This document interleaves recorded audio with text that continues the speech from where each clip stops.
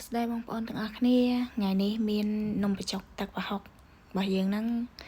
គ្រឿងផ្សំដូចបងប្អូនឃើញអញ្ចឹងងាយស្រួលរកវិធីធ្វើក៏ខ្ញុំគិតថាបងប្អូននឹងចេះច្រើនហើយ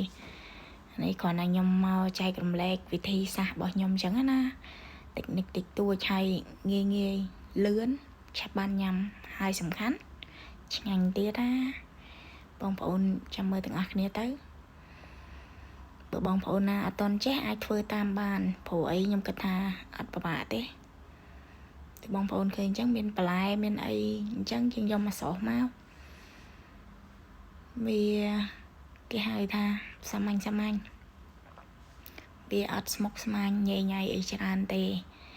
យើងអាចធ្វើបានទាំងអស់គ្នាហើយដូចត្រីនេះអញ្ចឹងខ្ញុំដាក់អាំងមួយសាច់ជ្រូកគេដាក់ស្ងោរប៉ុន្តែខ្ញុំអាំងទៅពីព្រោះអីចង់លឿននេះបងប្អូនឃើញណាជាតិអរគុណបងប្អូន